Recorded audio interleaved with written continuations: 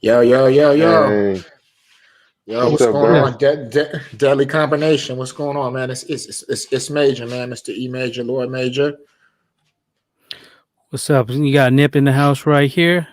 E and And E, tonight and then yeah, we go got a ahead. special guest tonight. You know what I'm saying? And this is my family. This is my cousin. This is a very very technical black belt. You know what I'm saying? This is a guy that actually came out to Vegas and showed me the jiu-jitsu game. I was doing Muay Thai at the time. And he came out, to the crib and showed me some stuff and really changed my perspective in terms of martial arts. He's got a new program in the city, that he's opening up, one with Peace Jiu-Jitsu. It's my man, Frisco's finest, one of Newcomb's own, Mr. Fiftastic, Niall Mutan Fuentes. How are you, my brother, man? What's going on, man? Hey guys, hey, I'm good. What's I'm up, good. man? I'm living. I'm breathing. My ligaments are attached. That's all I can ask for. You know what I mean? Out here. Absolutely. Um, but Couple couple black belts on deck just in case. Yeah, this guy. yeah. So we appreciate you sliding through, man. Why don't you give us a little background on just your journey in martial arts, your early training, and just walk us through what you got going on now. Um, yeah. It's been a long road of hard training, Mm-hmm. laughs, and just enjoying learning how to better my fight game and better my physical awareness. And so it started from playing sports. We started from basketball, baseball, everything under the sun. I played golf, and every sport I played, you know, I like to do it well. So it was Yeah. fun. As a kid getting carted around, and I know my parents. I thank them for bringing me to all the games and carting me to different various towns to play baseball and basketball. And really, Yeah, no, you had a hectic schedule. I remember you had a hectic yeah. schedule. You was doing everything, from upper knowing and up. You know what I'm saying? Like you was into everything. hmm You And know. I never really tapped in. I tapped into the my dad taught me how to box. That was our self defense back in the day is learning how to box. And he taught me just the ones and twos, and that was basically what to survive. A little bit of wrestling is just from what I watched, but we boxed, and that's where we came from. And when we solved any issues as a kid in the neighborhood, when I grew up in Bernal Heights, pops brought the boxing gloves down, and that's how we settled our matches. And and Hey man, not to interrupt you though. Man. Hey, talk about man. Remember, like we used to throw the gloves on in the hallway, and we used to damn near knock each other out. And Uncle Monty was just like, "Y'all can't. You're supposed to be sparring and not." You know what I'm saying? We go we full talk about steam, man. space, and we talk about space, and they got a cage and stuff. We're talking about a hallway here. You got to make it work. You know what I mean? You You got gotta to make know it your work. angles. You got to, Going head up, no defense, all yeah, haymakers. You know what I'm yeah. saying? No defense. You didn't learn the defense. You got to learn how to box first, and then you learn how to move your head a little bit. You're Uh, gonna learn how to take a but punch, but now go ahead.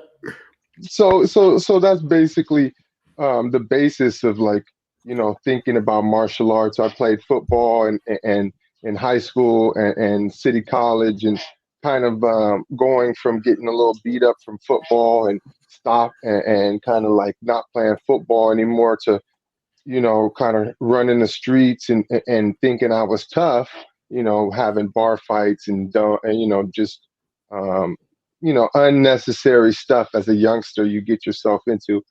And it just ended up being that I was talking about UFC and talking about fighting, and somebody was really into really they used to train with Gilbert Melendez and uh, and Jake Shields at Fairtex, and they heard me talking, and he's like, "Do you train, or do you?" And this is when I was working at Action Rentals. It's picked up a minimum wage job just to have a job, and just to have something on paper. And I was just in there kicking rocks and talking about the UFC and pride fighting. And the guys just kind of said, are you into fighting? Do you train?" And I was like, "No, man, I'm just a fan. I used to go to my boy's house down the street, Tom, and we used to watch pride fighting all night and UFC all night till 2 in the morning.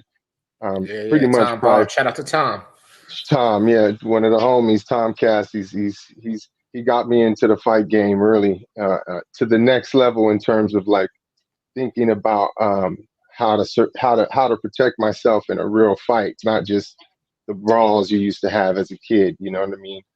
Yeah, So basically, I started watching. I started watching it. I saw Homeboy. He talked to me. He said, "Hey, why don't you come in?" I went into the gym at Fairtex. It was on Hawthorne back then, and it was the old school Fairtex gym in San Francisco. And I just went for grappling, and it was a battle every night. And I was like, "Oof." I didn't know anything. I was an athlete, and these guys were just straight grapplers. I mean, they got to it, and legs. Every ligament was chokes. Every ligament, everything was in danger, and it was fun. But I was getting a little beat up, so I kind of wanted to think about how I could transition and make myself better as more of a fighter. So then I started getting into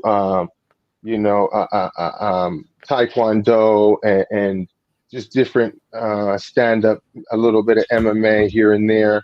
And then I met my buddy Eddie, and a barber, and he used to do jiu-jitsu at City College. And it's kind of a formal class, and I was kind of looking forward to something like that. So I got into that. I talked to him about going, and I put on a gi, and I went to Mitchell Palacio's class. Shout out to Mitchell Palacio. He was one of the top judo guys in his time. He's City College professor at City College, and he has the City College program there. He's a Federation judo guy. But he got me into jiu-jitsu, and then I liked the gi, and I started doing it there. But it was like self-defense jiu-jitsu. It started you out like from basic, just a wrist lock to a basic guard movements. It didn't go very far because it was just for beginners at City College. So then we decided we wanted to go to a real gym and really start training jiu-jitsu and really start picking it up.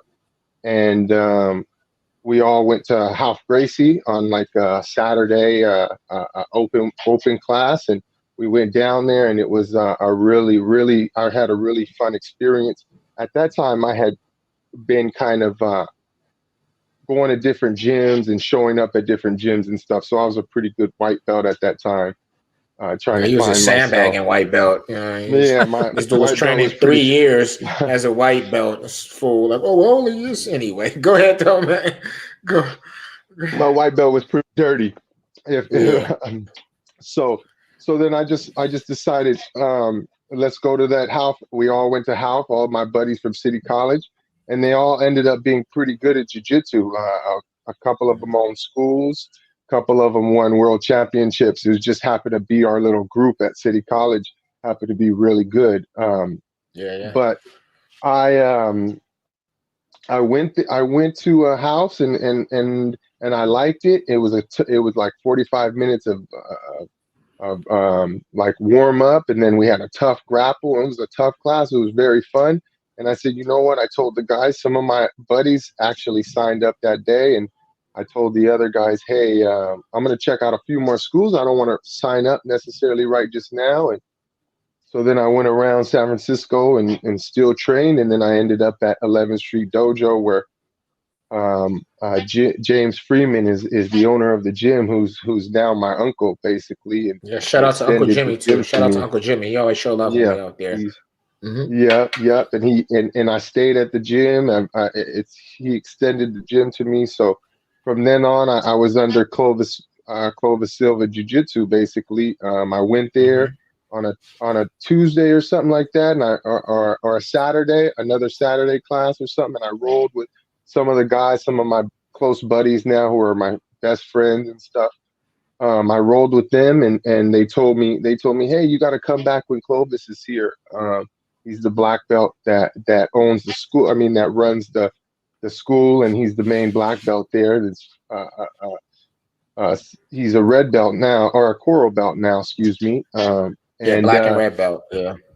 yeah, and he basically, I went on a Tuesday, and he was like the first black belt that actually rolled with me, and gave me a little, tutorial on my game. And at the end of our roll, he said, next time you come here, you wear blue belt. And I was like, oh, Yeah. did I just get promoted? I was like, Yeah. oh, I guess this is my school. I Yeah. guess this is my school. So I kind of went upstairs, and I went upstairs to go, sign, basically sign the papers to become a member. And I look to the side, and I see a poster of, as you can see, posters behind me. My dad's an artist, but I look to the side, and I see a poster of it was four cholos. Basically, one of them is my cousin. He got life at 17 or 16.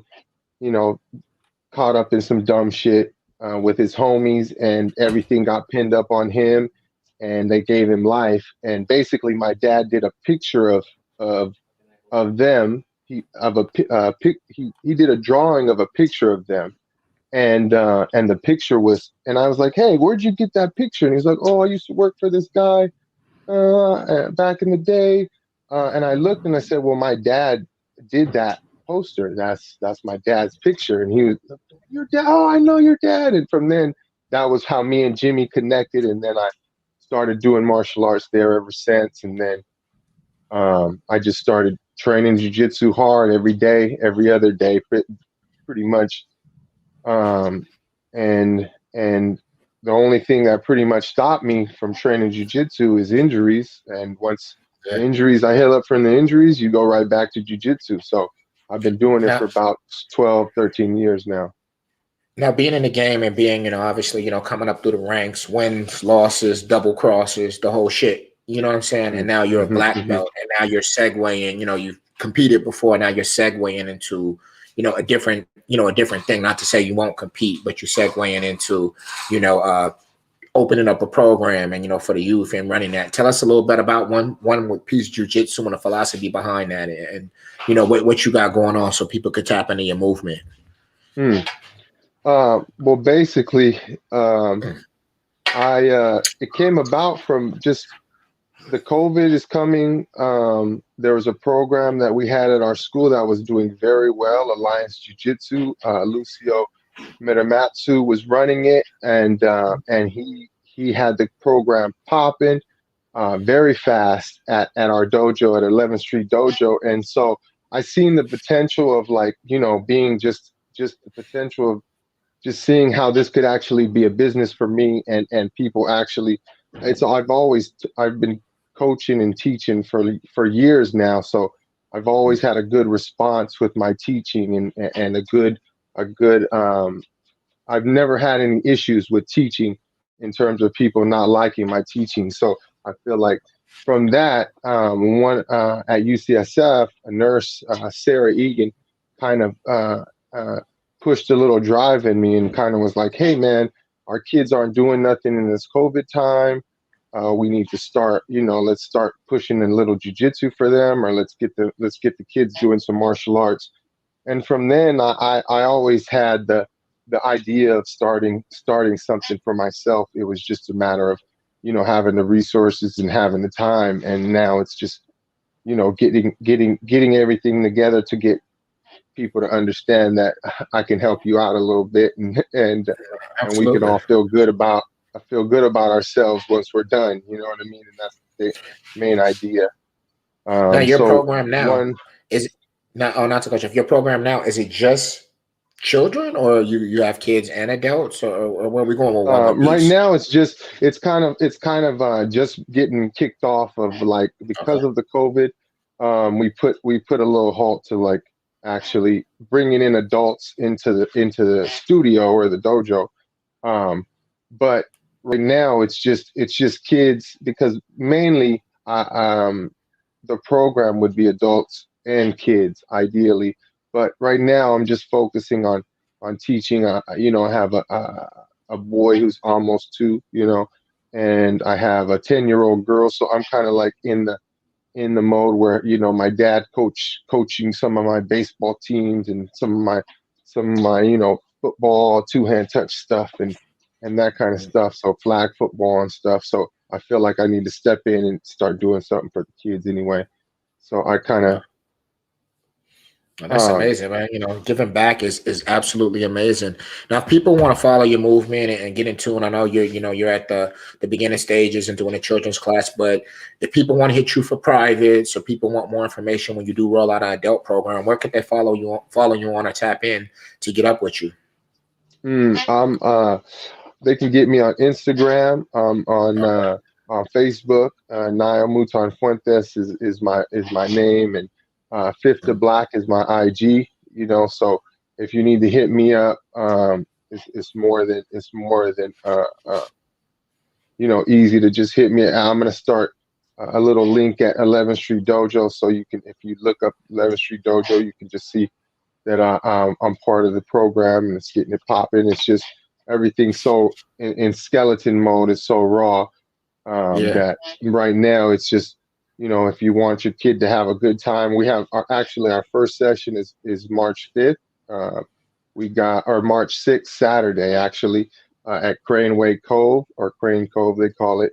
It's right across the street from UCSF, and I'm going to do a little session for kind of our unit and some of the kids on our unit, because a lot of the nurses and a lot of the staff have kids that are ages between, you know, two and about 10. So we're just going to do a little get down out there at Crane Cove, have a little music, a little food, and just have the kids have fun and learn a little self-defense and some confidence Dope. in the So I mean, program. definitely keep us posted with the progress, you know what I'm saying, the links, and you know what I mean, definitely, you know what I mean. And if you want some top-notch technical jiu-jitsu in the city, you want privates, tap in with my man, you know, tap in with my brethren, my bloodline, you know, Mr. Fifth Tastic, you hear me?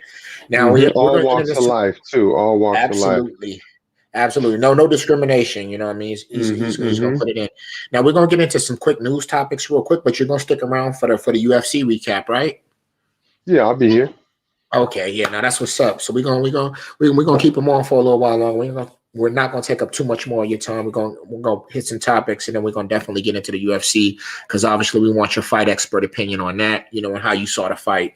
I think it's a little bit different. You know, from fans that observe MMA and people that actually have a working knowledge of the fighting. So I always like to pick people's brains and see what they saw, and you know, move forward from there. You know what I'm saying? Big Nip, what we got, man? What we got as far as the flurry?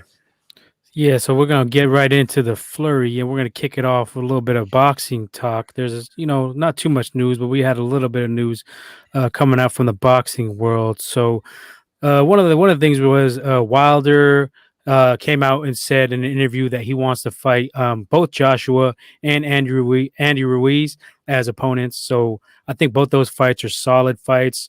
Ruiz has some good boxing skill. You seen what he was able to do against Anthony Joshua, and everybody was clamoring for that Wilder versus Anthony Joshua a couple years back before Joshua got KO'd. So both those fights are solid. I'm down to see those. I know you're probably down as well. Yeah, I don't remember. We was giving Wilder a hard time last week. You know, what I mean, I told him to stop the capping because he was bullshitting. And I can get back in the gym and knock some people out. I think either one of them will both be exciting fights. It's what the heavyweight division needs. You know what I mean? Him and Ruiz would be a slugfest. Him and Joshua would be anything Wilder's in is normally a slugfest. So I'm definitely amped, and hopefully they could put one of those two fights together. You know what I mean? And help reignite the heavyweight division. You know what I'm saying? No doubt, no doubt. And then another news topic we had Crawford rumored to be looking at potentially fighting Manny Pacquiao or Sean Porter. But this we take with a grain of salt because it comes from Bob Arum. Arum is talking about this, and we don't trust that fool for nothing. So, but either one of those fights, I'm good with. I would like to see. Also, a little bit, they were saying that he is basically not going to fight Spence, or he's not going to push for the Spence fight. Crawford is not. Yeah. So we'll see with that. I think if I had to lean one way or the other, I could see why he would take Pacman. I mean, because Pacman's a name. I would want him to see Porter though. Porter's a dog, and I've said it on past podcasts, the GDD podcast, that Porter's a dog. You know what I'm saying? And he's never an easy fight, regardless of who he's fighting. I would like to see Crawford go against him, but I know when you're talking pop mine, you're talking bag talk. So I understand as to why he would want to go that route. Like I said, if I had a preference, I like to see Porter a little bit better than see him versus Pacman. You know what I mean? You know, from my standards. What about you, Fifth? You got anything on that one? Porter's definitely a sharper. He's younger. He's sharper.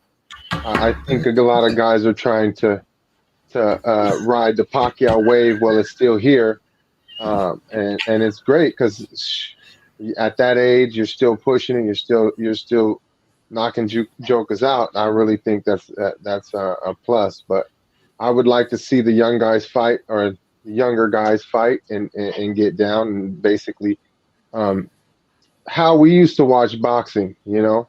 Yeah, everybody fought everybody. There wasn't nobody to go dodge. If Sugar Ray had a belt, he was going to fight everybody. If Hearns had something, he was going to fight everybody. So I think that's part of the game where you can dodge so much until you're up at the top. And hey, we can have trilogies. You know, you don't have to win every fight, but that's a good point. You can't. Sometimes it's not helping the game by just picking a fighter you know is gonna run from you. You know, this last Canelo fight that I saw. Who else? One of these other. It was just like, are you picking somebody that's actually going to be actually going to be competitive, or are you just trying to get your payday? And are you picking a dog? Well, I know that Crawford been calling out Pacquiao for like 4 years though, so that's why I kind of want to see him get that fight and see Manny get floored again. Hey, don't call out the OG. Don't call out the OG. Thurman got folded, but Thurman ain't the same beast as Crawford though. Crawford's on another level. I got Crawford right under Canelo on my pound for pound. I think he's like, and he's gonna probably surpass him pretty soon. I think. Yeah, I thought. Go ahead. Go ahead. Oh, go ahead, Fifth. Go ahead. Yeah, no, I'm in agreement. I want to see Porter more than I want to see Pacquiao, even though, you know what I'm saying, I just think that with that type of fight, he's past his prime to fight them elite dudes.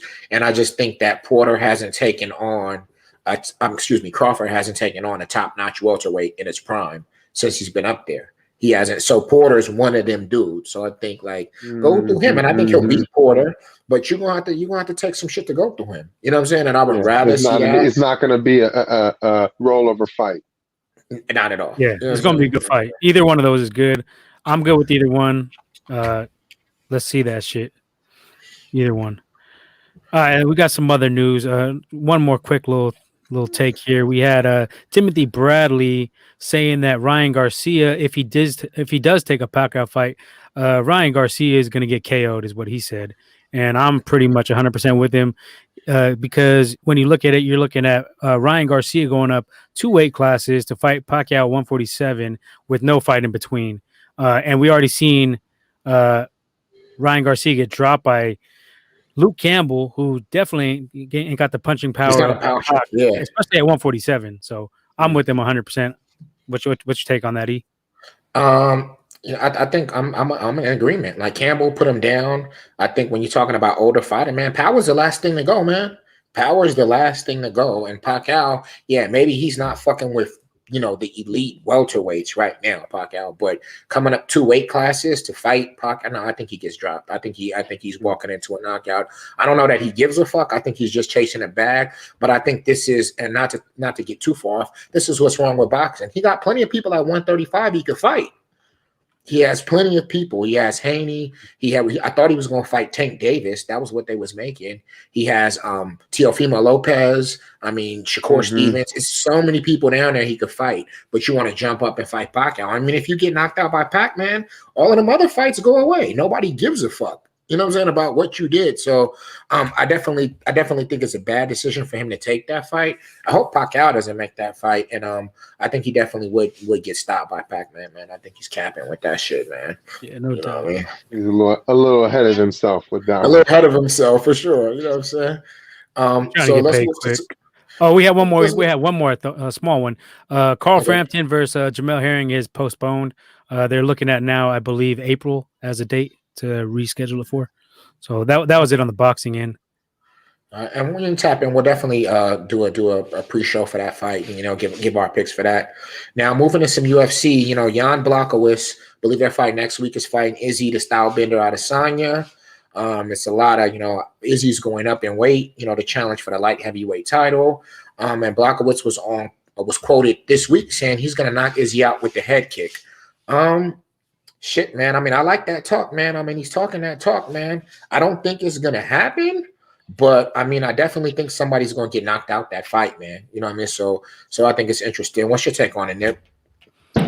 Blachowicz got the power, man. That dude is like a damn Viking. He got that KO power for no doubt.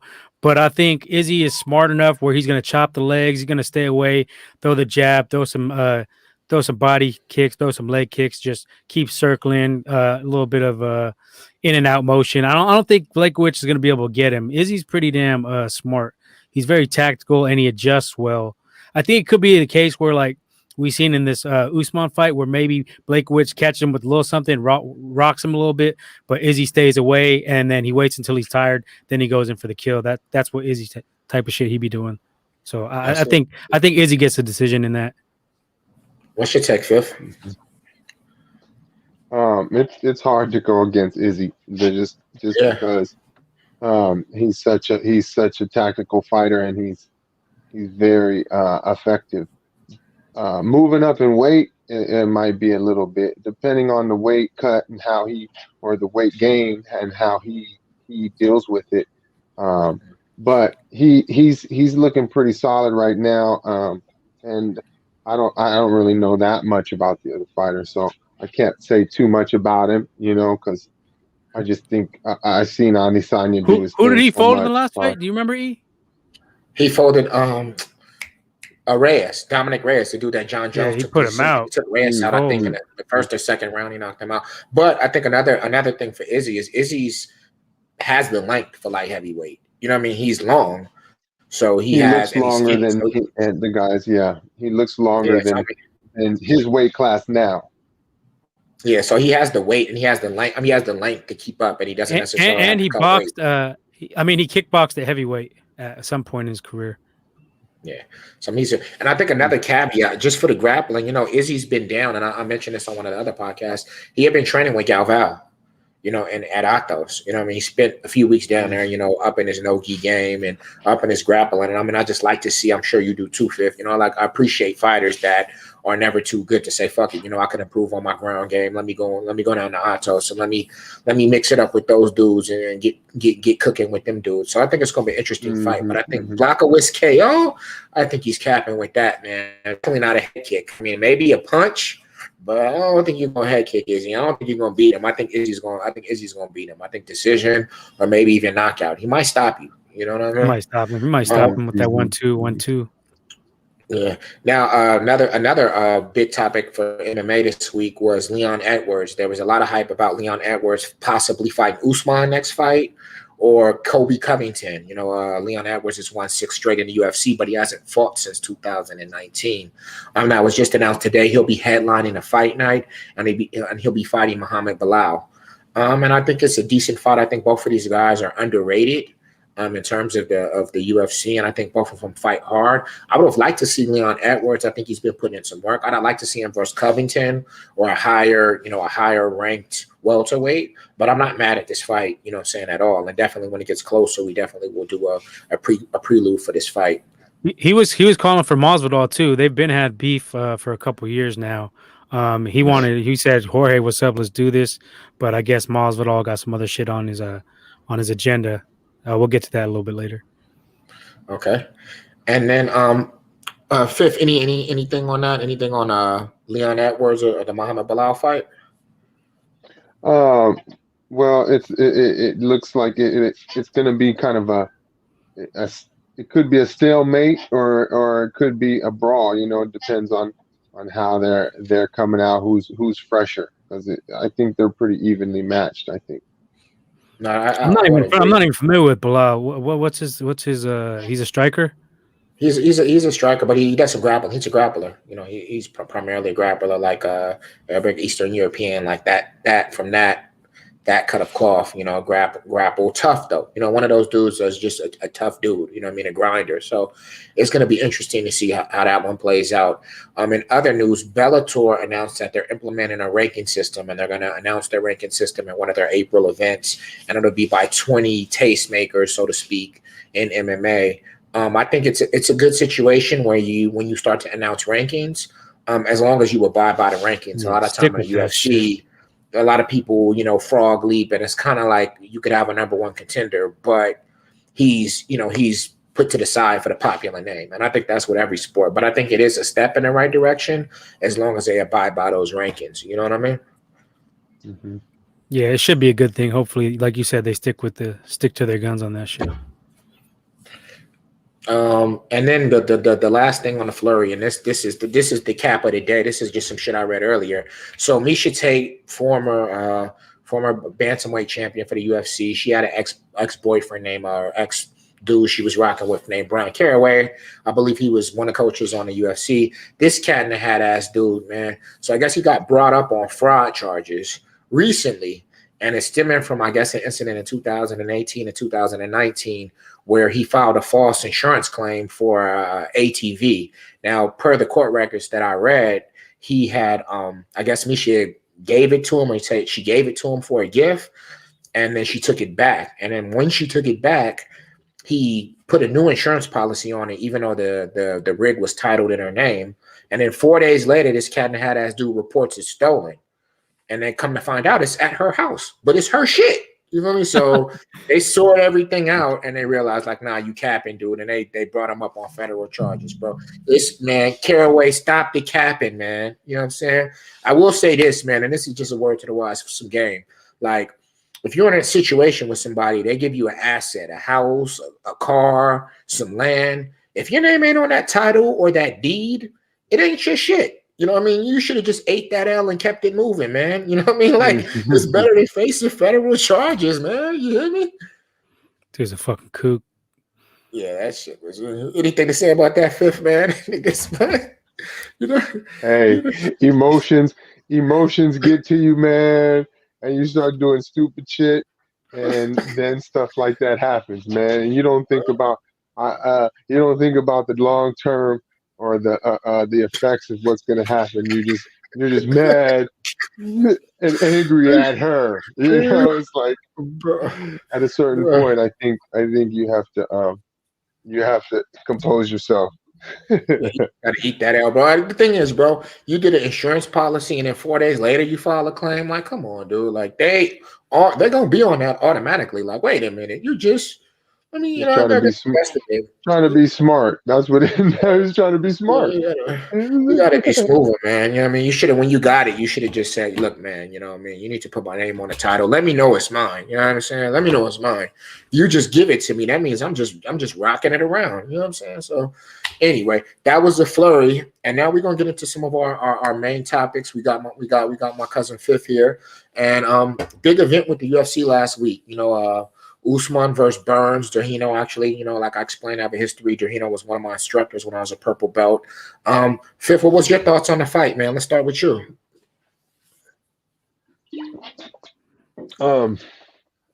I enjoyed it a lot. It was action packed. Jorginho came out.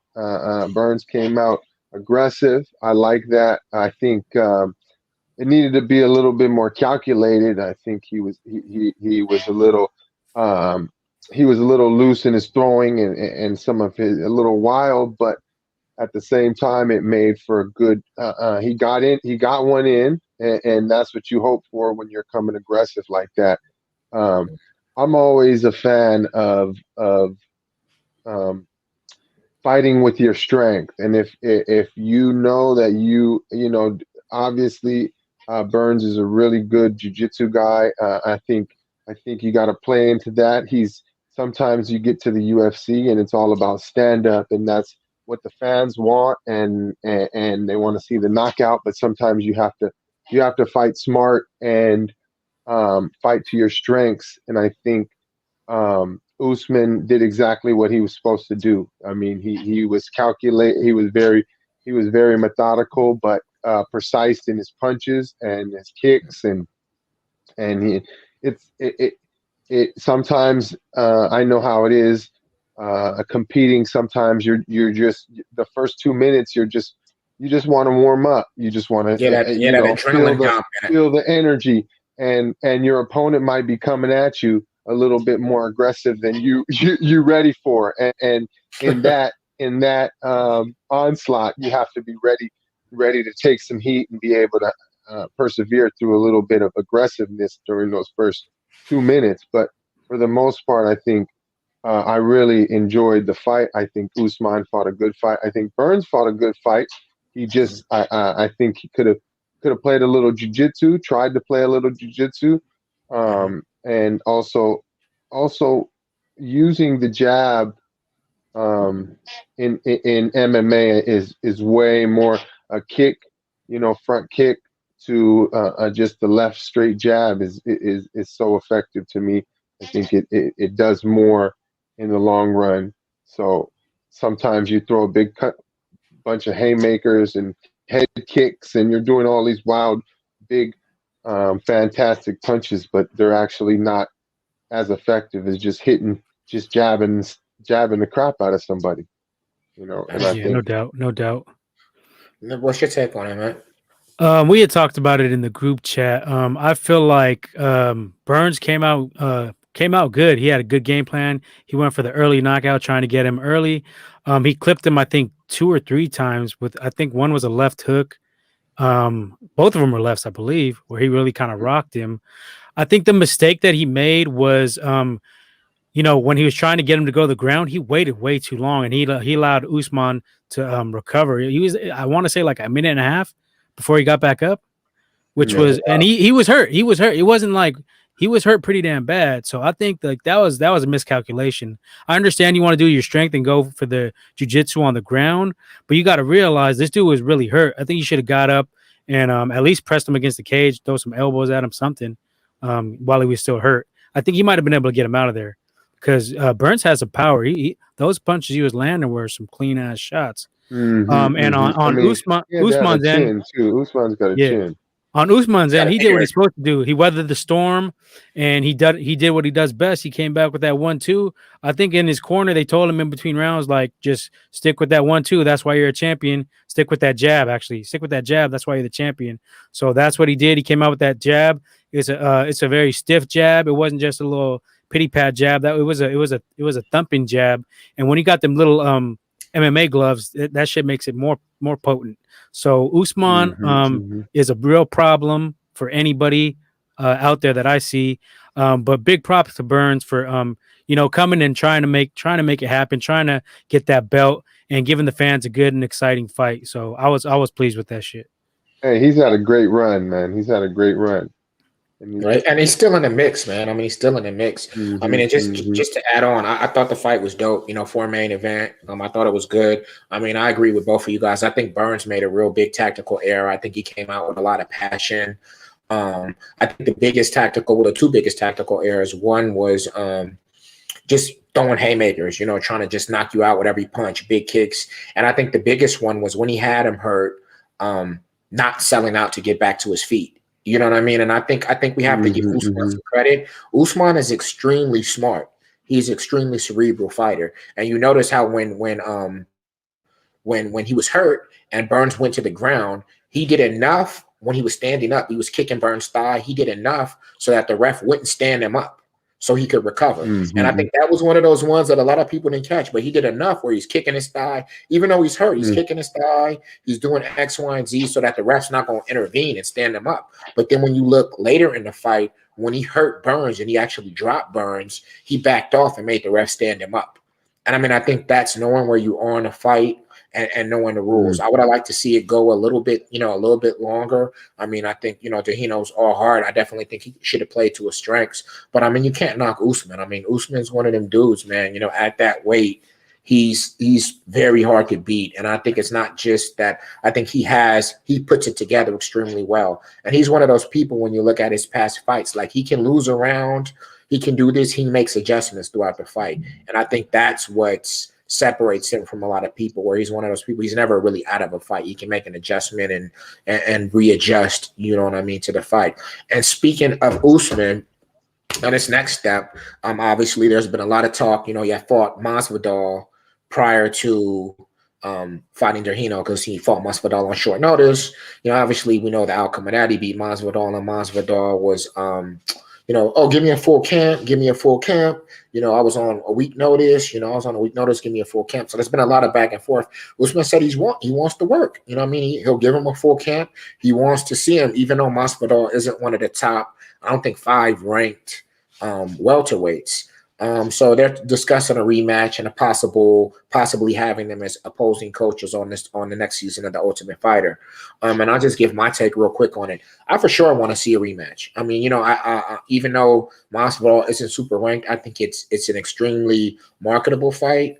Masvidal usually brings the fireworks. Obviously, we know what Usman does. He's down and he's diligent. I definitely wouldn't mind seeing a rematch. Not at all. As far as them being opposing TUF coaches, I don't know about that, man. I mean, I think that The Ultimate Fighter has kind of ran its course when we're talking about celebrity names as coaches, like big names as coaches, and maybe you leave it for grudge matches and rivalries. But Usman's not hurt. Masvidal is not hurt. I would say just make the fight. You don't need the build up and the team and pushing that shit out hella months. Make the fight now. You know, you don't need The Ultimate Fighter. That's a self-promoted fight. A lot of people will tune in. Nip, what you think, man? It could do two. It could be 2 belts: the badass belt and the other belt. That's it. The bad BMF belt. The BMF belt. BMF belt. That's what it is. He can take that belt too. Sorry. I mean, it's not a bad fight. I'm not clamoring for a rematch because I think that Usman is just going to give Masvidal problems, no matter if he had a camp or not. I'm of the thought that he's just got that style that Masvidal can't beat. He's very smart, very tactical. He's not going to let Masvidal's mind games get with him. You know what I mean? He's not going to be psyched out easily, and he's going to stick to his game plan. He's going to keep doing the toe stomps, even though people were bitching about that. Like, oh, that's all he was doing. He's winning the fight. He's fucking dude's toes up. So, I mean, he's not going to be swayed by anything like that. Yeah, that reminds me of Dan Henderson, where you use anything, palm strike, heel strike, whatever idea comes in your head at the time to be effective. And I think Usman showed us that you can get kicked pretty good just sitting in your guard. So I think that was cool. That he reminds me of that kind of fighter, like Dan Henderson, where they do anything. They're gonna elbow you. They're gonna hit you in the liver shot. They're gonna a back fist. Whatever comes is gonna come. It's whatever they can do to be. They'll put their head in your chin. You know what I mean? They're gonna make your life miserable. He's patient. He'll sit there and chip away at you all night. He did that to Kobe. He was just bombing him 1-2s all night. 1-2, 1-2, 1-2, stuffing his takedowns. 1-2, 1-2. So I mean, I get it that some fans don't want to see that. They want to see more people going for the knockouts, throwing the hooks all the time. But you know, I'm a fan of the 1-2. That 2-piece is nasty. I'll watch it all night if he's putting fools out with that. So, as far as this matchup in particular goes, I just think it's a matchup Masvidal is gonna lose 9 out of 10 times. So I'm not clamoring to see that. I'd rather see Leon Edwards Masvidal, because they got some bad blood that needs to be settled.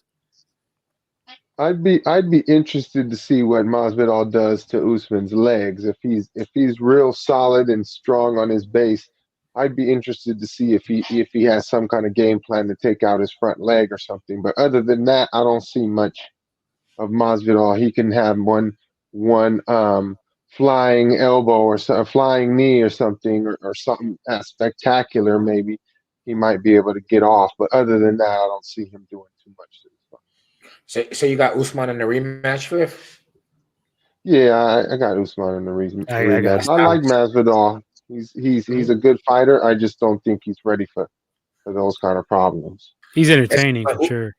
He's very entertaining. I mean, I think that's the big thing. I think it'll be an entertaining fight. What Usman said though, he's like, I want to stop him with the full fight, and I like that. Like, I like that talk. You know what I'm saying? He's like, I want to give him a full camp, but I'm gonna stop him this time, because what people don't realize is Masvidal took that fight on short notice, but Usman stopped cutting weight for because he was supposed to fight Dehino. He had stopped cutting weight. So he was up 20, 25 pounds. That's what they were saying prior to that week. He had to cut a ton of weight too. And he didn't have a full camp to prep for Masvidal. You know what I mean? Prepping for Dehino and prepping for Masvidal was two separate preps. And that's why probably that fight wasn't that exciting. And I think it'll be fireworks the second time for as long as it lasts. And I think Usman probably could get the stoppage on Masvidal. I think he just has more tools to win. He can strike with him. He could press him up against the cage, and he can take him down and beat on him. You know what I mean? And I think that Masvidal just kind of has a go forward strategy. You know, I'm gonna strike with you. I'm gonna try to beat you up on the feet, and you can do that with a lot of people, but not with Usman. So I think that's, you know, I think that I definitely have Usman winning, but I want to see this shit. I'm not mad, especially because there's not a lot of other contenders in the welterweight division that are stepping up to fight, or at least that Dana's promoting. You know what I mean? So I don't mind that fight. And like Fifth said, I would want to see it for the BMF belt. What the fuck's the point of the BMF belt if ain't nobody fighting for it? You know what I mean? You had one fight. Yeah. What's up with that? That was a WWF. Yeah. That was a WWF publicity stunt right there. It was cute. It was cute, but you got to then. What is it for? Exactly what May just said. I mean, you got to stand on it. You know what I mean? Like, it's one of those things. Like, he should be defending that belt. You know what I mean? Like, any fighter, maybe not against everybody you fight, but it should be defended. You go up, especially if you're challenging for a welterweight belt, or like, you got to put that shit on the line, man. Even if they don't promote it like that. Throw McGregor in there. Throw McGregor in there too. Throw him in there. Say, man, I'm putting this on the line against anybody. Like, I don't even care if Dana White promotes it. Come and take this from me. This is my joint. You gotta. I'm gonna stand on this. Yeah, and it can be it can go into different divisions, right? That would be sick because you could take it down. Let's make it a little more like the spectacle like they do in Japan, where you see a little bit of a super heavyweight fighting a middleweight. We could change it up if a tough guy thinks he's really tough. You know what I mean? I definitely would. Now, when we get to Usman and we talk about Usman's legacy, obviously, how would you compare Usman to GSP? You know, GSP's legacy. Right now, I mean, I think Usman's definitely been red hot. He beat GSP's win streak.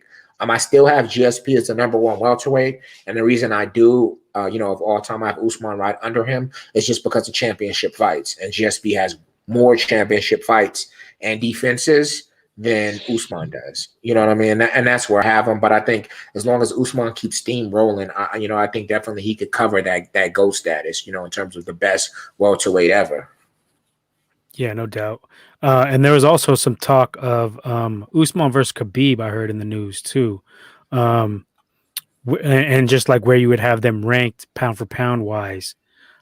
If you look at Usman's resume, he's got a solid resume. And he's on pace. Like we had talked, me and you, we had talked. He's on pace, but I guess he's not really there yet. But, give him one or two more fights, and I think he surpasses Khabib on P4P list.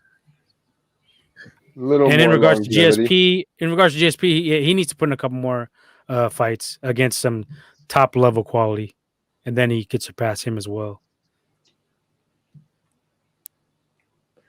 Well, yeah, would it fit as far as his legacy, as far as Usman's legacy, and where you got him on a pound for pound list? I think a little bit more longevity will do it. Sometimes even a loss and a couple wins after the loss sometimes can magnify you to a whole different status too. Where you came back from something. But I think in terms of GSP, he has such a aura about him, about being the champion of champions. I think GSP he's kind of like done his thing, and his number is where it should be. I don't need to see him fighting anymore necessarily, but Usman, I definitely think if he wins another couple more times or 3 more times, he definitely will be in there with the great. No, absolutely. I think when you got to think of GSP, I mean, we don't even think of title fights, but also, I mean, he came back and he won at middleweight. He won the title at middleweight. I mean, and that shows what kind of thing he is. And GSP was a hybrid. GSP had lost um, to Matt Hughes early in his career, you know, due to not to being wrestling deficient. And he was one of the first dudes to say, nah, you don't have to wrestle in high school or wrestle in college. He went and started training with the Canadian wrestling team and actually became one of the best wrestlers in MMA. You know what I mean? And that type of diligence and that type of training, I mean, and he was running through people for a while. So, I mean, I definitely think Usman's definitely on track, but he just got to keep taking him down. As far as pound for pound, I think I have him 3. I mean, I think I have John Jones up there. Nobody's really fucked with John Jones in a decade. Nobody's beat him. So I think it's hard. Let me just put this in real quick. Let me share this with everybody. So we're looking at the top his last 5 fights. Gilbert Burns, Jorge Masvidal, Colby Covington, Tyron Woodley, and Dos Anjos. Oh, and Maya as well. And then you go back a couple more, and he beat Leon Edwards as well. So he got a pretty fucking solid resume. He does. The only thing I would say when it comes to pound for pound is when you look at those fights, Khabib fucking hasn't lost a round in how long? You know what I mean? Like he hasn't lost a round. Whereas when you look at like Usman versus Covington, Usman lost some rounds to Covington. Some people had it 2-2 going into the 5th. Usman lost some rounds to Tyron Woodley. You know, Usman lost the first round to Gilbert Burns and almost got knocked out. So when you put it from that perspective, and when you look at Khabib's beat everybody. Like nobody's had a chance with him. So when we're looking but at is his top level comp though? He had Connor. Who else did he get? Gaethje. Gaethje's top level. Dustin Poirier. Poirier's top top level. I mean, Poirier's top level. These dudes is top level, and you can only kill who they put in front of you. But I'm just saying, I don't know, but I think Usman might have a more solid last 5 or 6 fight resume. Well, I mean, the but when names you are a have little bit more elevated, but when you have a debatables, though, you know what I'm saying? Like Woodley won at least 2 of those rounds. Covington was close, and Dahino was close. So I mean, I look at it like that. When you look at Khabib just beating the shit out of people and strangling them and just running through everybody. The last time I think he lost the fight was up against not Dos Anjos. It was what's dude name? Gleason Tebow. That was the last time I think he lost a round. Since and then, it wasn't. I thought he lost the fight, but he got the decision. But since then, he was wrecking everybody. And I mean, I think that's just, it's a little bit different. But I mean, I definitely think with a few more fights, especially with Khabib being retired, he could definitely be the pound for pound if he keeps doing what he needs to do. But I think right now it's a little premature. You know what I mean? Absolutely. Yeah, no. What about a possible Khabib and Usman fight? I'm not sure what weight it would be at. I don't want to see it. You don't want to see it? I want to see that shit. I don't want to see it, bro. Shit. The tricky part is what weight. Man, I don't know. That's the catch weight. That's a lot of in between. What's the weight difference? Weight classes. 15-pound weight difference, but Usman's a big welterweight. Well, Usman's a big welterweight. That shit ain't gonna happen. Big welterweight. He walks around above 200. You know what I mean? So more likely to see GSP versus Usman. I don't want to see that either. I think Usman beats the shit out of GSP right now. I mean, GSP, man, Usman's bigger. Like, you gotta understand, Usman's what? He's 6'1", and he has a lot of length, and he's in his prime. And I think that his strengths go against GSP's strengths. GSP's a good wrestler. I think at this point in time, Usman's a better wrestler. Maybe GSP has more better kicks in terms of striking. I think Usman has more power. So I won't want to see that. I mean, I think GSP's over there. Ain't really nobody out there for him then. You already pretty much cleaned out the division. He can move up to middleweight. There's Steve Thompson. There's a rematch with Edwards. Shit, there's a rematch with Covington. I mean, he stopped Covington. Is Wonder Boy in his division as well? Wonder Boy's number 2. Wonder Boy's number 2. I want to see that. That's clashing styles. I mean, he's got some work to do, man. I mean, it's always some work, bro. Like, it's always some work. I won't want to see him if it's a super fight. I want to see him in a super fight. I don't want to see him against like a Khabib where you think, or against a GSP. I'd rather see GSP and Khabib at a super fight than see him versus Khabib. You know what I mean? I'd rather see that. I think he's too big for GSP at this point in time. He's the new breed of welterweights. You know what I'm saying? That's how it looks like that's my take on it. You know what I mean? All right, no Now, doubt.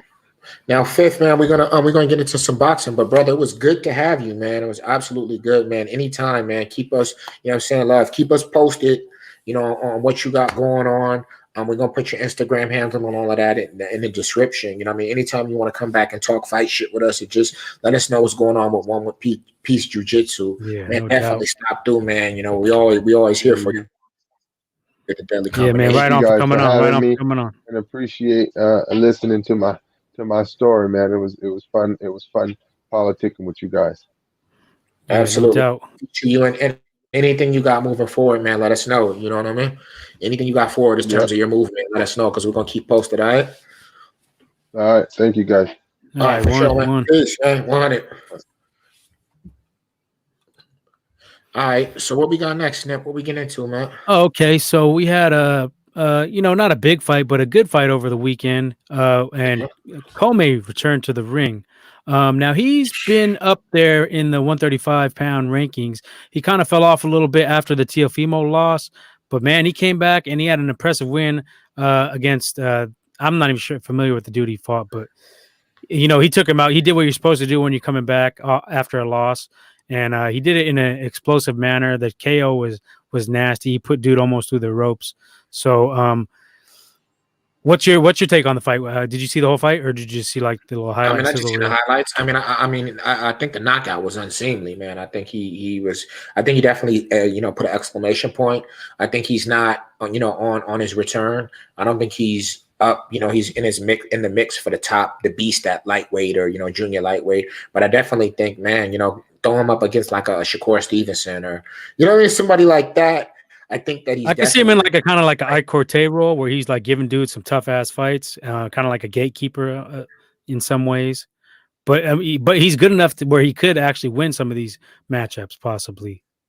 no, with that power, I mean, you could go up against anybody. You know what I mean? Like when you're putting people out like that, it only take one of them. I mean, I think definitely him getting stopped by Tiafimo definitely had definitely stunted his growth and affected his progress. But with a knockout like that, it only take one, and that's why we say, man, it's not always about being undefeated. You know what I mean? If you lose, but you come back with some shit like that, you can always market yourself and get yourself back in the mix for a big fight. You know what I mean? So I like that, man. I like that KO a lot, man. And I want to see him against some of the top dudes, at If you 130, had your choice, 135. if you had your choice, who would you pick for him to fight? Say you could just make any of the fights with the big cats up there, young cats. I would want him to fight Stevenson. Are you talking about the top four? Yeah, but I don't. Stevenson, is he in the 35 yet, or he's just kind of He's like 130, 35. He can go either way. he Like, I can go mean, either way. I'd if like the to see him against opportunity Stevenson. presents him. Mhm. In terms of the If big I was four, picking, go ahead. Go ahead. My what? bad. In terms of the big four, I probably want to see him up against Ryan Garcia. You That's know a what I good mean? I, fight. I would like to see that. I would like to see that. I think that would be good. Ryan Garcia got a little bit of power. Comey got pop. I want to see that one. That's who I pick him to go up against. All right, yeah, I'm with that too. I would say either Ryan Garcia or Loma. I think he would be a good matchup with Loma if Loma even comes back to 35. I don't know what his deal is, but those are two fights I'd like to see him in, where he can stay. He could definitely be competitive, and like you said, he has the pop to win the fight. So I'm glad that we got another player in the game. So there's tons of matchups to be made. We just need to start making them. Absolutely, absolutely. And then also this weekend we have some stuff coming up. What we got going on this weekend? We got the Berchelt versus Valdez fight, and that's at 130 in the same realm of the 135. You got some guys moonlighting in each division, so this is a pretty big fight because the winner of this fight down the road is going to be an opponent for Shakur Stevenson if he remains at 130. It's just a matter of when if he remains there, and some of the guys up at 135. If they take a L, you could see him dropping back down to fight the winner of this fight. So this right now is definitely for supremacy in that 130-pound junior lightweight division. And the fight itself, I think we're going to see some fireworks. I think we're going to see a good fight, some ebb and flow, and I think somebody's going down. It's not a matter of if, but when. And I think somebody's going to win by a stoppage. And if I had to make my pick, I'm gonna take Berchelt because he goes to the body. In what I've seen of him, he goes to the body and he has some hard body shots. He throws some nice combos. He's a little bit wide in his punches, but he follows it up because he has the power. So even though he lacks a little bit in technique, he makes up for it in the power. And this dude loves to throw uppercuts. He throws the uppercuts to the body, to the head, hooks to the body. He got some nice nasty combos.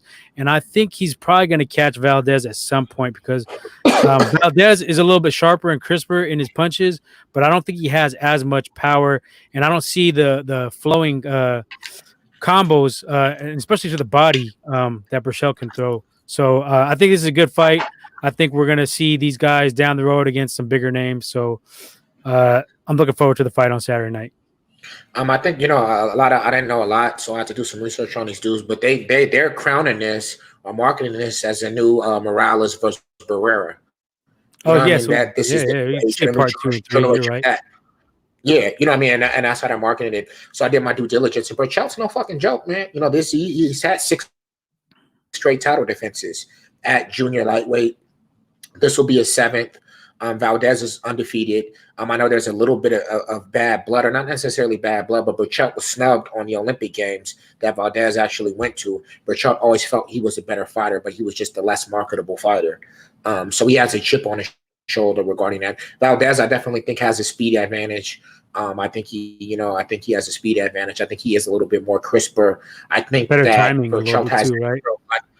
Yeah, I think a little bit better timing. I think Berchelt has that grit, though. That grit and that power where he'll take 3 to give you 1, but the one he's going to give you is going to put you down. I'm also examining some of Valdez's fights, and Valdez does get dropped. You know what I mean? They both get hit a lot. They're both not defensive savants, but I think that Valdez definitely puts himself in harm's way a lot.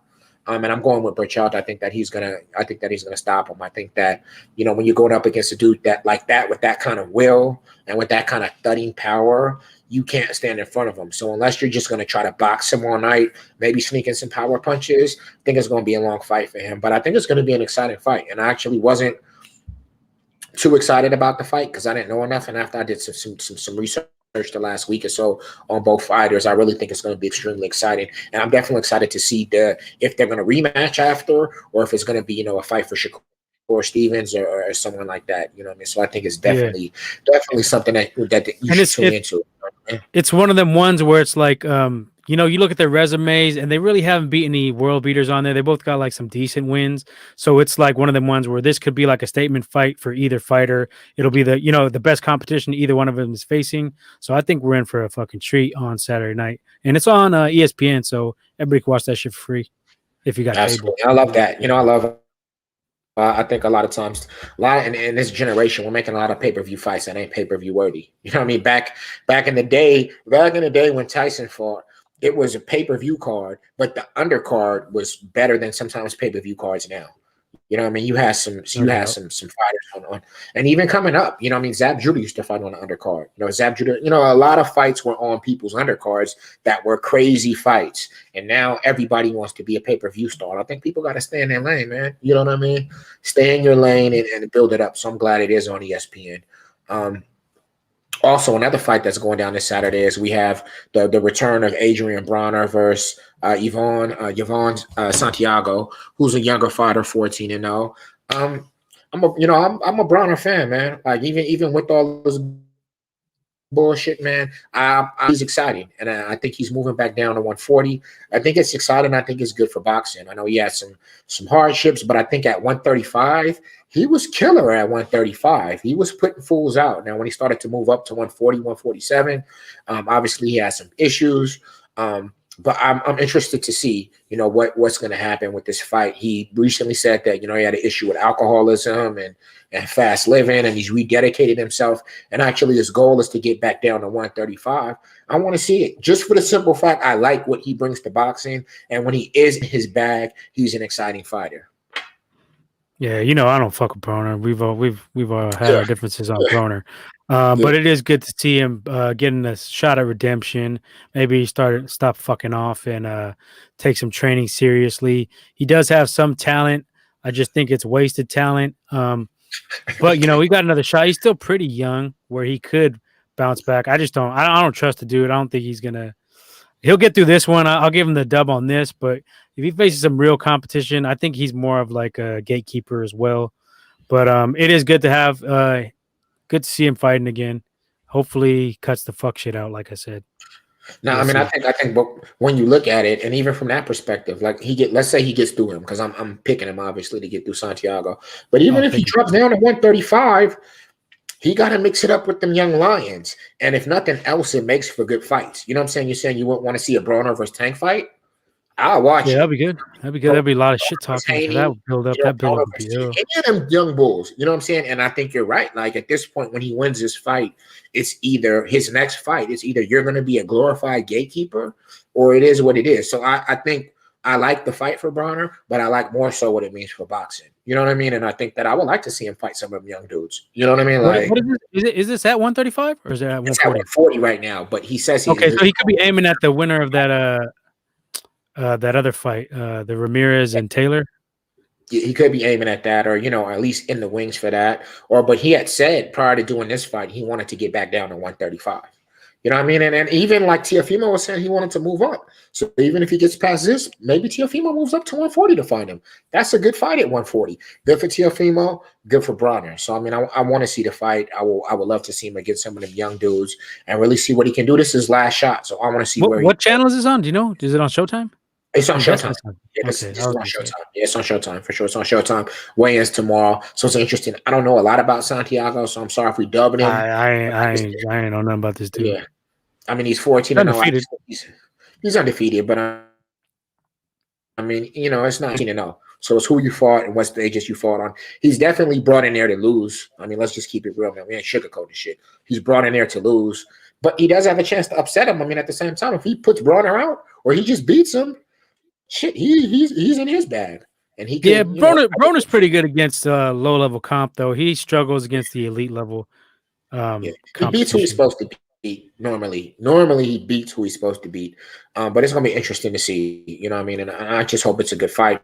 I hope it's a good fight. I mean, that's all. I think it will be, and I'm interested to see what it does for the division, especially the lightweight division, if he makes it down there. You know what I mean? Moving forward. No doubt. We got one more topic. We're heading to the 12th round here. There we go. And now it's the 135ers, man. Speak on this, man. Speak on this, man. Give us some insight, brother. Oh man, this is the most exciting, most promising division out there. You got some killers, young cats in their prime or heading into their prime. And we just want to see them go at it. There's been a lot of talk from all sides on social media, on podcasts. Mike Tyson had them all on, and they were all throwing little jabs at each other, and he was bringing out the iPad, let them talk shit face to face on there. It's good for the sport to see that because it's getting them exposure on all levels. But some of the back and forth is getting a little bit much, and I just want to see some fights get made out of this. I don't want to see just talk. It is fun to see the talk and the shit talk and the back and forth, and but it's turning into like a he said, she said type thing. And I'm just like, man, we got so many fights to be made at 135.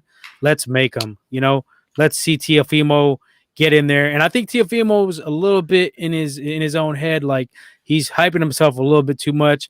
I think Aaron might be in his ear, because I think he needs to step up and take on one of these other killers in that division. You got that big win against Loma. Okay, that's good. But Loma's not even a natural 135er.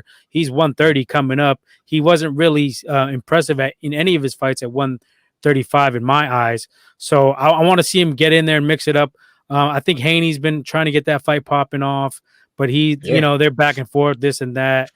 It seems like Lopez has some excuses. I don't think he's dug in, but I think he's just like, I don't know. I think he's letting Aram get in his ear a little bit too much, and that's poisonous when that dude starts talking some bullshit in your ear.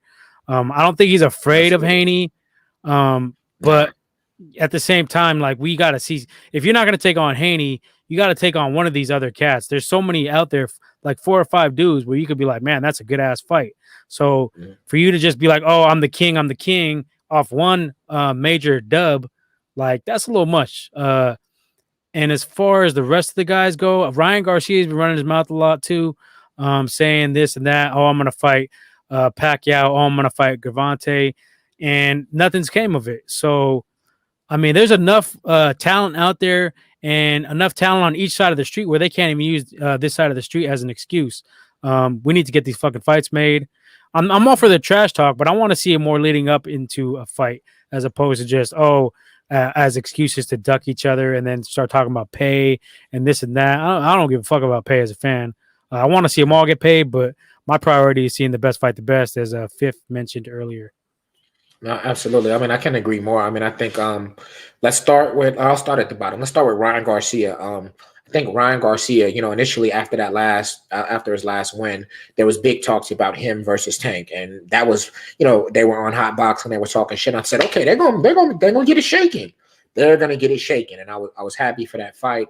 And then this left curveball comes on. Oh, Garcia's gonna fight Pacquiao in an exhibition. Then it's not gonna be an exhibition. It's actually gonna be I think that's a bad fight. I think you don't need to jump up 2 weight classes, and we discussed it earlier to fight Pacquiao when you got killers in your division that you could get paid fighting. You can get a lot of money fighting Tank. You can get money fighting, Devin Haney or whomever, and your Haney's mandatory. Your Haney's mandatory. Now, Teofimo, I think he's just being a diva. You know what I'm saying? In terms of every interview, he's just like, well, none of them deserve to fight me. None of them deserve to fight me. Haney's an internet champ, and he had half his fights in Mexico and blah, blah, blah. So you won't fight Haney, but you'll fight your no-name mandatory?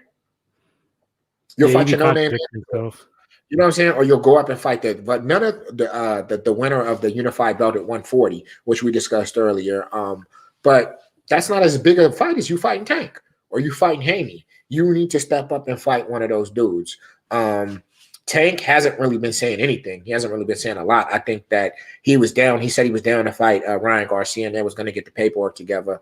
I haven't really heard anything since that fight fell through. I don't expect him to really, really talk his shit and try to get in there with them other 2 dudes. And then Haney's was on Hot Boxing with Mike Tyson. He basically was saying, none of these dudes want to fight me. And I think that's been the case for a long time. He was Lomo's mandatory. At one point prior to Teofimo fighting him, he was Lomo's mandatory, and Lomo gave up the belt and became the franchise champion, and they ended up fighting Teofimo. But he says he's ready. I mean, he's his own promoter. He says he'll fight any of them. I agree with you. I think they need to get something shaken at that weight. It's too much talent, and this is something that has an expiration date. You know what I mean? You guys can't sit and try to build these fights for 2 years.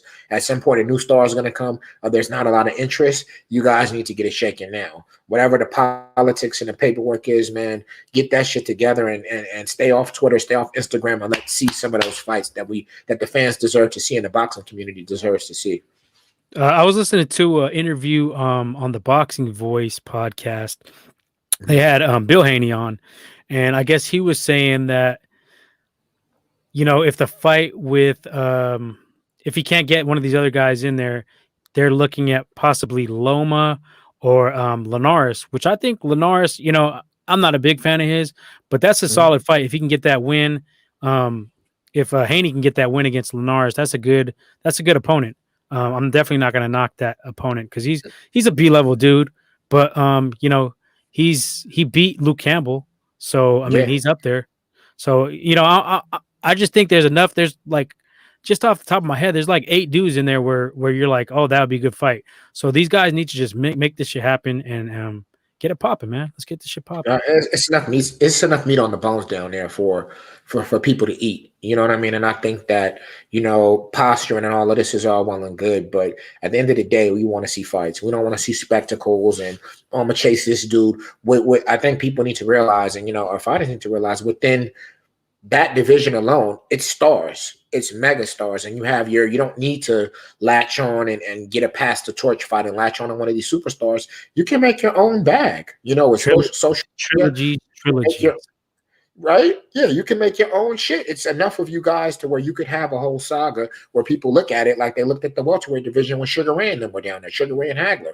Well, it's like, no, that's that division. It don't matter who's fighting. If it's one of the top 5 dudes, it's going to be something that people are tuning into. It's going to be a mega fight. You know what I mean? So I think they just need to definitely, to piggyback off what you're saying, I like to see Haney against Linares. If he can't get nobody else in the ring, that's a solid fighter. That's a Yeah, solid can't knock fighter. You know that. what I mean? That's a solid fighter. Lomo fight, I'd like to see that. I don't think Lomo takes him. I Mm-mm. think Lomo probably will take whoever the hell a He ain't been cab saying drop. shit. I mean, I think he Yeah, was saying he wanted a rematch with Tiafimo, but I mean, he didn't say too much about it. He just said he wanted a rematch. He didn't say no other names. I didn't hear him say no other names. yeah. I think he fights a 10 Candace next time. I wouldn't be surprised if he fought the Brooklyn Brawler. You know what I'm saying? His next fight, anything goes match. You know what I'm saying? So I don't think Lomo really wants that smoke with any of them. I think if anything, maybe he drops to 130 and cherry picks and fights a couple dudes that he knows, that he has an upper hand, and then maybe he steps up and wants a bigger fight. But I don't think he's really in the mix and really wants anything. You know what I mean? So I mean that's my take on it. But 135 is lightweight division. I think one of the most talent rich divisions in boxing. Stacked. But let's put these fights together, man. Let's put these fights together, man. You know what I mean? And on that note, anything else to add, man? Nah, I think we wrapped everything up. We got some good shit out there. Had some good discussions, and man, it was good having Fifth on here. You know, he brings a lot of knowledge to the podcast as well. Got to get him on a couple more times. Absolutely, and definitely any topics, any opinions, anything, we accept all feedback. Hit us on the Instagrams, like, subscribe, comment in the section, share, all of that. We appreciate everybody. We appreciate all the viewers. We will be back. We will keep this content popping for y'all. But let us know what you think. Let us know your opinion. If there's something you want to talk about, we definitely are. We're up for a debate and any of the subjects we brought up, or if it's something we haven't pointed out, let us know, because I mean we want it, man. We want all the smoke, man. Ain't that right, Nip? No doubt, no doubt. Like you said, thanks for tuning in. Just give us a click, like and subscribe. Helps out with the analytics. Keeps the show going on. And also, you can add us, if you see down in the bottom right corner, Deadly Combination Podcast on Instagram. We're gonna be posting, boxing and MMA themed memes and stories and all types of shit, clips of old school stuff, TBT type stuff. So definitely check us out on there. And like E said, we're pretty responsive to, feedback, and definitely open to what topics you guys want to hear us talk about. So yeah, just get at us, and that's pretty much it. All right, man. We appreciate y'all signing out, man. Nip, I'm gonna holler at you, man. One. Yep, one.